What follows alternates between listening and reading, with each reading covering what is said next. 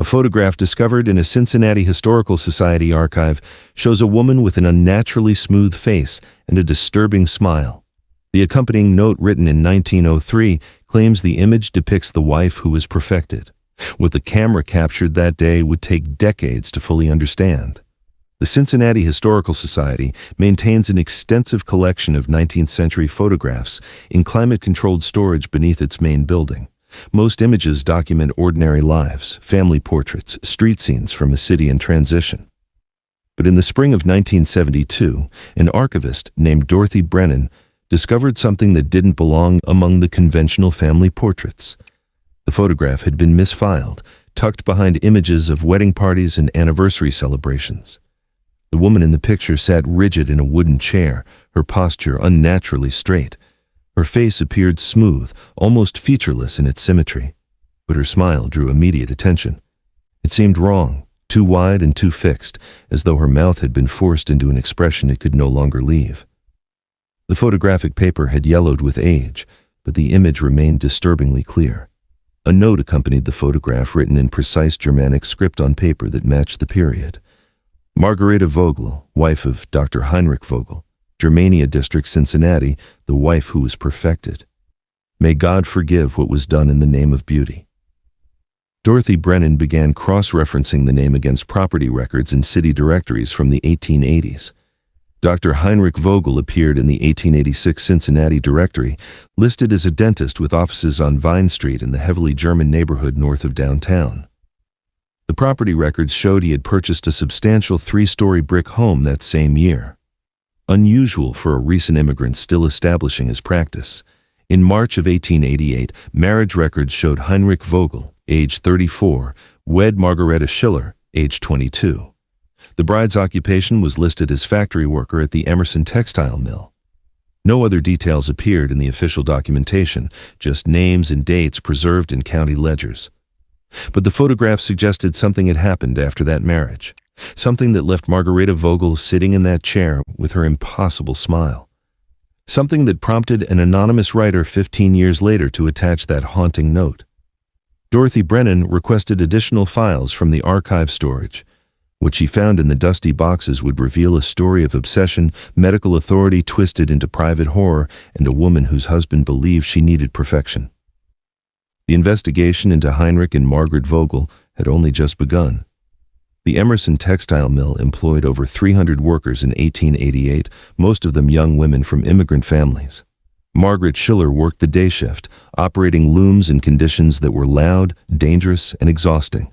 Her employment record, preserved in the Cincinnati Labor Archives, showed remarkable consistency. For 4 years, she missed only 6 days of work. Her supervisors noted her reliability in their quarterly reports. That pattern ended abruptly in March of 1888. Margaret's final day at the mill was March 9th, exactly 1 week before her wedding to Dr. Heinrich Vogel. The payroll ledger showed she collected her wages that Friday afternoon and never returned. This wasn't unusual for the era. Marriage typically meant the end of factory work for women, especially when marrying professional men. But what happened after the wedding revealed a different story entirely. Mrs. Greta Hoffman lived 3 houses down from the Vogel residence on Vine Street. Her diary, donated to the Historical Society by her granddaughter, provided a neighbor's perspective on the newlyweds. The early entries from spring of 1888 were unremarkable. She noted seeing Dr. Vogel leaving for his office each morning, always impeccably dressed. She mentioned glimpsing Margaret in the upstairs windows during the first few weeks, arranging curtains and tending to household tasks. By late April, the observations changed. "I have not seen Mrs. Vogel outside for nearly 2 weeks. Greta wrote on April 23rd. Dr. Vogel explained to Murbachman at the grocer that his wife suffers from nervous exhaustion and requires complete rest. He has begun ordering all supplies delivered to the house rather than allowing her to shop. Mr. Bachman finds this strange, as the young bride seemed healthy and energetic when they first married." Other neighbors shared similar concerns. Anna Schmidt, who lived directly across the street, mentioned to several people that the Vogel house remained unusually quiet. No social calls, no afternoon visitors. The curtains on the upper floor windows stayed drawn even on bright spring days. Dr. Vogel's professional reputation appeared solid. His dental practice occupied the ground floor of a building on West 5th Street, where he saw patients 6 days a week, but his published writings revealed an unusual preoccupation. Between 1886 and 1888, he contributed 3 articles to the Journal of Dental Science. The papers discussed theories of facial harmony, proportion, and what he termed structural perfection through dental modification. One article from January of 1888, just 2 months before his wedding, outlined his belief that human beauty had been corrupted by irregular dental development. He argued that with proper intervention, faces could be reshaped to match classical ideals. He included sketches showing how removing certain teeth and modifying jaw structure could alter facial proportions. The journal's editor added a note questioning the practical application of such theories. Heinrich Vogel appeared undeterred by professional skepticism. By June of 1888, Margarita had vanished completely from public view. Greta Hoffmann's diary entries became more troubled. The doctor now answers his own door at all hours. One would expect servants in a house of that size, but I have seen none. Last evening, I observed lamplight in the upper windows well past midnight. What medical work requires such late hours in one's own home? The isolation deepened through that summer. Delivery workers left parcels on the porch rather than entering. Dr. Vogel's dental practice continued operating normally, but his home had become something else entirely. Behind those drawn curtains, Heinrich Vogel was beginning to put his theories about perfection into practice. And Margaret, cut off from her factory work, her friends, and even casual neighborhood contact, had no one to turn to as her husband's obsession took shape. Dr. Heinrich Vogel's private journals were discovered in 1894, 5 years after his arrest, hidden inside the walls of his Vine Street home during renovation work. The leather-bound volumes documented an obsession that began long before he met Margaret Schiller. The earliest entries dated to 1883, shortly after Vogel's arrival in America from Bavaria. He described visiting the Cincinnati Art Museum repeatedly, spending hours studying Greek and Roman sculpture. He sketched the proportions of classical faces, measuring the distances between features, calculating ratios he believed represented perfect beauty. The human face, as God intended, he wrote before generations of poor breeding corrupted the ideal. But sculpture wasn't his only fixation. Vogel collected porcelain figurines, purchasing them from importers who specialized in fine German craftswork. He owned over 40 pieces by 1887, displayed throughout his home. Each figurine depicted women with smooth, symmetrical faces and delicate features. He wrote extensively about porcelain's qualities, its permanence, its resistance to decay, its capacity to hold shape indefinitely. Living flesh fails, one entry from December 1887 stated. It sags, wrinkles, yellows with age, but porcelain endures. What if the principles of lasting beauty could be applied to living subjects? What if a skilled practitioner could preserve perfection? When Heinrich met Margaret at a church social in February of 1888, his journals revealed what attracted him.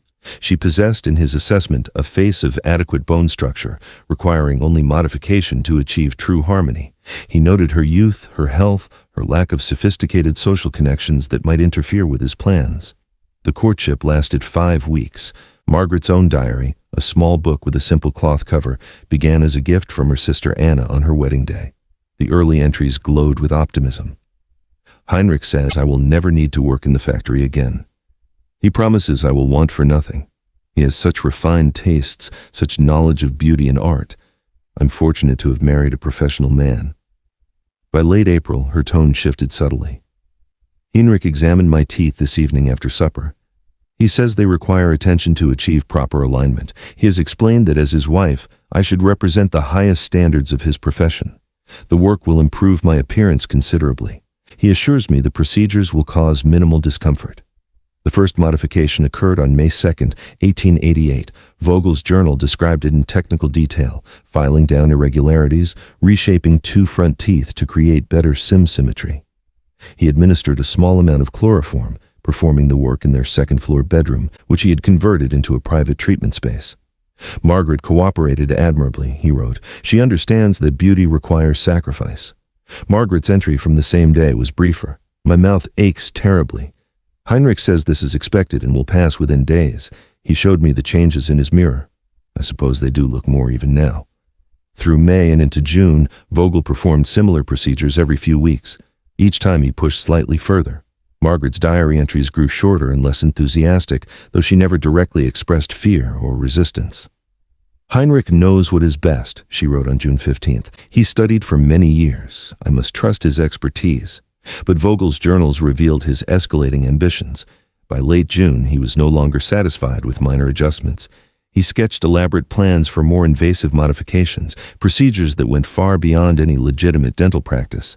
He wrote about creating the perfect face, about achieving in living flesh what sculptors could only approximate in marble.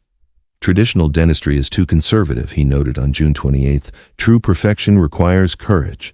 Margaret will be my masterwork, my proof that human beauty can be perfected through scientific intervention. She trusts me completely. She will allow me to complete the work." Summer in Cincinnati grew hot and oppressive. Inside the house on Vine Street, Heinrich Vogel prepared for procedures that would destroy his wife's life in pursuit of an impossible ideal. Autumn arrived in Cincinnati with cooling temperatures and changing leaves. Inside the Vogel house, the changes were far more disturbing. Heinrich's journals from September through November of 1888 documented procedures that crossed every boundary of medical ethics and human decency. He had moved beyond simple dental work into something far more invasive. His entries described administering chloroform in increasing doses, keeping Margaret sedated for hours while he worked. The bedroom had been fully transformed into a surgical space, with tools arranged on covered tables and bright lamps positioned for close examination. "Traditional methods are insufficient for true transformation," he wrote on September 12th. "I have begun the real work." Margaret sleeps peacefully through each session. She wakes confused but trusting. She does not yet understand the scope of what I'm achieving. The orders placed through his dental practice told their own story. Suppliers' records showed Vogel requesting quantities of dental cement, porcelain materials, and specialized tools that far exceeded normal professional needs. One supplier, Hermann Ostermann, later testified that he questioned the large orders, but accepted Vogel's explanation that he was conducting experimental work for a journal publication. Margaret's diary entries from this period grew increasingly disjointed. Her handwriting, once neat and careful, became shaky and irregular. "I cannot eat properly anymore," she wrote on October 3rd. "Heinrich says this is temporary, that my mouth needs time to adjust to the improvements. Everything tastes strange. I am so tired all the time." By late October, her entries mentioned constant pain and difficulty sleeping. "When I look in the mirror, I barely recognize myself." Heinrich is pleased with his progress. He says I'm becoming perfect, but I feel so ill. My jaw aches constantly. I asked to see a doctor, but Heinrich says he is the only doctor I need. Greta Hoffmann's observations from her diary provided the outside perspective. On October 28th, she wrote, "I heard the most disturbing sounds from the Vogel house last night, like tools scraping against something hard. It continued past midnight. This morning, I saw Dr. Vogel leaving for his office as usual, perfectly composed, but I noticed he had locked every window on the upper floor from the outside. What manner of treatment requires such precautions?" Another neighbor, Wilhelm Kruger, mentioned to several people at the German social club that he had encountered Dr. Vogel at a medical supply house purchasing bottles of chloroform in quantities that seemed excessive. When Kruger inquired, Vogel explained he was treating his wife for severe dental disease that required ongoing intervention. The explanation satisfied Kruger at the time, though he would later regret not investigating further. In November, Margaret's sister Anna made her first attempt to visit. She arrived unannounced on a Tuesday afternoon, hoping to surprise her sister with a visit. Heinrich answered the door and refused to allow her inside. His explanation was smooth and practiced. Margaret was undergoing intensive treatment for a serious dental condition and could not receive visitors. The work was delicate and required complete rest. Anna persisted, asking to at least see her sister through a doorway.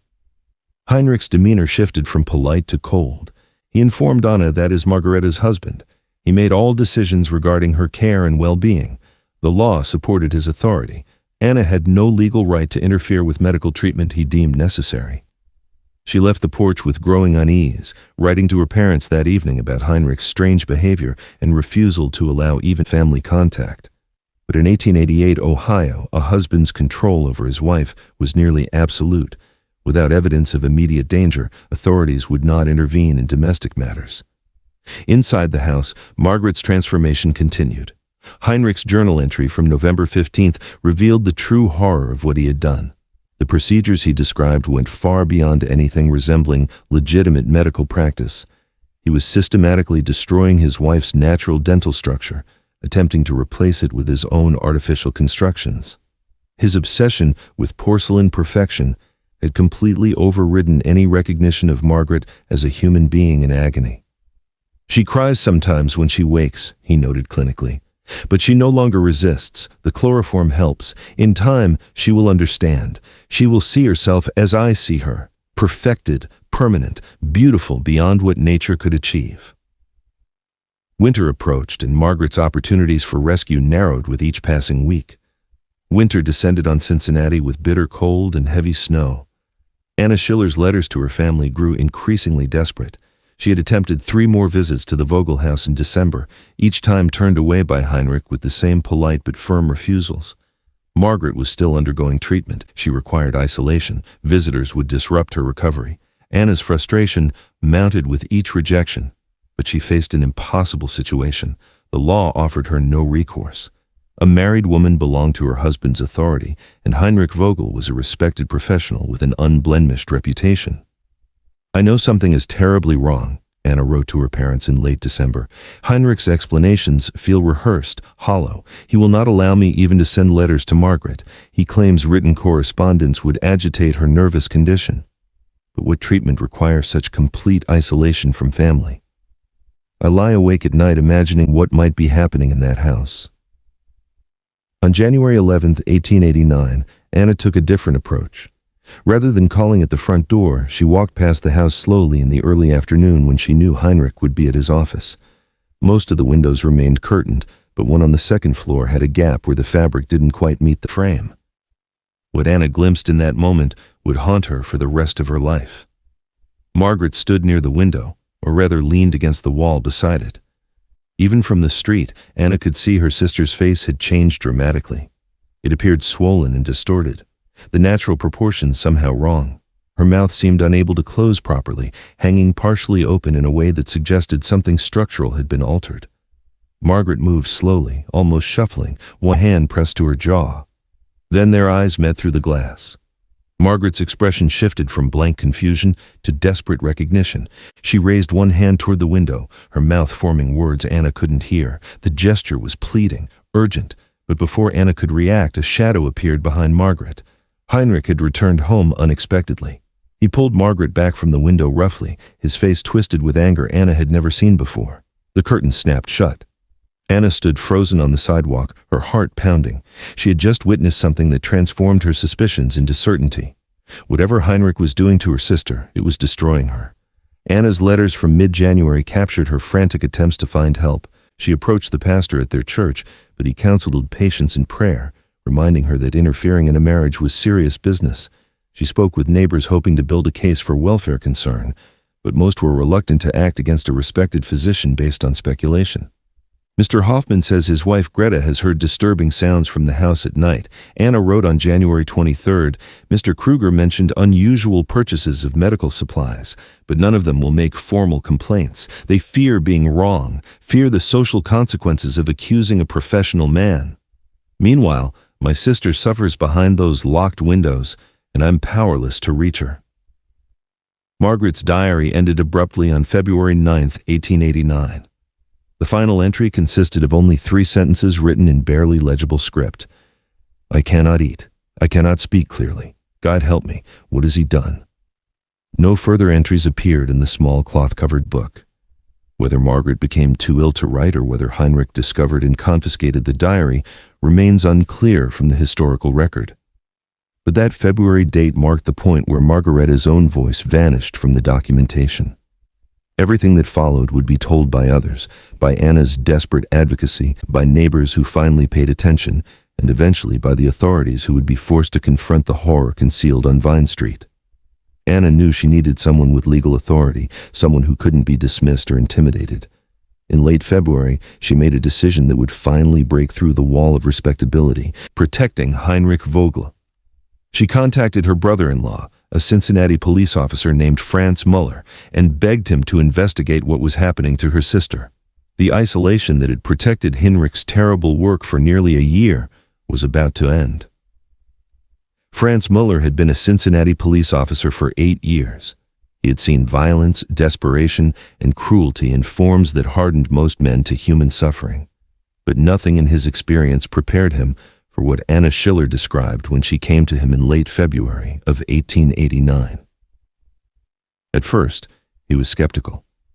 Domestic matters fell into murky legal territory, especially when they involved a professional man's treatment of his own wife.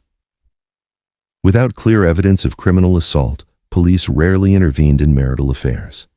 But Anna's account of seeing Margaret at the window, combined with the months of absolute isolation, troubled him enough to make inquiries. Muller began by speaking with the neighbors Anna had mentioned. Greta Hoffman confirmed the strange sounds at night, the locked windows, the complete absence of Margaret from public view. Wilhelm Kruger described the excessive chloroform purchases. The grocer, Mr. Bachmann, mentioned that Dr. Vogel now ordered all food delivered and refused to allow delivery workers past the front hallway. Each detail alone seemed insignificant. Together, they formed a disturbing pattern. On March 7th, Muller decided to make a welfare check. He arrived at the Vogel house at 10 o'clock in the morning when he knew Heinrich would be at his dental office. The strategy was deliberate. If Heinrich answered, he could refuse entry based on his rights as property owner. But if Margaret was alone and able to come to the door, Muller might assess her condition directly. He knocked firmly and waited. No response came. He knocked again, calling out that he was a police officer conducting a welfare check. The house remained silent. Muller walked around to the side, peering through the gaps in curtains. He saw nothing on the ground floor except furnished rooms standing empty. Then he heard it, a faint sound from the upper floor. Not quite a voice, but something human, a kind of moaning or distressed noise that made his skin crawl. Muller returned to the front door and tested the handle. Locked. He made a decision that would later be scrutinized in court. Based on the sound suggesting someone in distress, he forced entry through a side window. The legal justification was thin, but his instinct told him something was terribly wrong. The ground floor revealed nothing unusual. A well-appointed home, clean and orderly, with Heinrich's collection of porcelain figurines arranged on shelves throughout the parlor. But the stairs leading upward were where the trail began. Muller noticed dark stains on the upper steps. His police training recognized them immediately as old bloodstains, cleaned but not completely removed. The second-floor hallway smelled of chemicals, chloroform, carbolic acid, and something else. Something like rot or infection, poorly masked by medicinal compounds. 3 doors stood closed. Muller opened the first and found a normal bedroom, unused and dusty. The second revealed Heinrich's study, filled with books, sketches of facial proportions, and anatomical diagrams. The third door was locked from the outside. Muller called out, identifying himself. The moaning sound came again, louder now, and clearly from behind that locked door. He forced the lock with his shoulder. The door swung open. The room beyond had been converted into a nightmarish version of a medical facility. A bed stood against one wall, restraints attached to the frame. Tables held instruments and materials that Muller couldn't immediately identify. The air was thick with chemical smells and human suffering. Margaret lay on the bed, conscious, but clearly in severe distress. She tried to speak when she saw him, but the sounds that emerged were garbled and incomprehensible. Muller moved closer and felt his stomach turn. The damage to her face and mouth was extensive. He could see that her natural dental structure had been systematically destroyed and crudely replaced with artificial materials. Infection was evident in the swelling and discoloration. She was severely malnourished, her cheeks hollow beneath the unnatural swelling of her jaw. Muller left the room immediately and sent for medical assistance and additional officers. Then he went to Dr. Vogel's dental office and placed him under arrest. Heinrich's response, recorded in the police report, was chilling in its detachment. "I was improving her," he said calmly as the handcuffs were applied. "She would have been perfect. You've interrupted my masterwork." The Cincinnati Enquirer broke the story on March 9, 1889, with a headline that sent shockwaves through the city. Prominent dentist arrested for mayhem against wife. Within days, the case dominated newspapers throughout Ohio and beyond. Margaret was transported to Cincinnati City Hospital, where 3 physicians examined her condition. Their reports, preserved in court records, documented the extent of Heinrich's actions without sensationalizing the medical details. Dr. Robert Ashworth, the senior physician, wrote that the damage was systematic, extensive, and performed without legitimate medical justification. The infection required immediate treatment to prevent further complications. Anna Schiller moved into a room adjacent to her sister's, refusing to leave her side. She wrote to her parents describing Margaret's condition in terms that conveyed both her relief at the rescue and her horror at what had been endured. "She cannot speak properly and may never again," Anna wrote, "but her eyes show recognition and gratitude. She squeezes my hand when I sit beside her. She knows she is finally safe." Heinrich Vogele was held without bail at the Hamilton County Jail. The prosecutor, James Whitfield, knew the case would be difficult despite the obvious physical evidence. Medical authority in marriage was a gray area in 1880s law.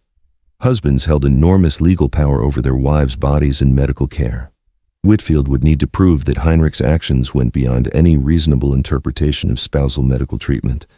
The breakthrough came from Heinrich's own journals.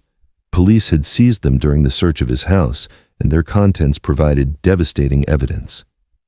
Whitfield read passages to the grand jury that left the room in stunned silence. Heinrich's clinical descriptions of his procedures, his complete disregard for Margaretta's suffering, and his stated goal of creating perfection rather than treating illness demonstrated clear criminal intent. The grand jury indicted Heinrich Vogele on charges of mayhem and aggravated assault in April of 1889. The trial was scheduled for June, giving both sides time to prepare their cases. Heinrich hired Arthur Dennison, a defense attorney known for handling difficult cases involving professional men. Dennis's strategy became clear in pretrial statements. He would argue that Heinrich acted as a physician, treating his wife's dental problems, that his methods may have been unconventional, but were not criminal. The prosecution began building their case by interviewing Heinrich's colleagues in the dental profession. Most expressed shock at the journal entries. Dr. William Patterson, who had trained with Heinrich in Germany, provided particularly damning testimony during depositions. He stated that nothing in Heinrich's education or legitimate dental practice would justify the procedures described. This was not dentistry. Patterson said this was obsession manifesting as mutilation. Newspaper coverage intensified as the trial date approached. The case touched on anxieties already present in late 19th century society. The power of professional expertise, the vulnerability of women in marriage, and the question of where medical authority ended and criminal assault began. Editorial writers debated whether Heinrich was a madman or simply an extreme example of husbandly control taken to its logical conclusion. Public sentiment overwhelmingly supported Margaret. Women's groups organized outside the courthouse demanding justice, but legal precedent favored Heinrich's position more than most people realized. Numerous cases existed where husbands had inflicted serious harm on wives under the guise of medical care or discipline, and courts had declined to intervene.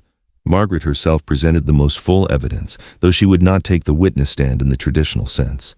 Her inability to speak clearly prevented verbal testimony.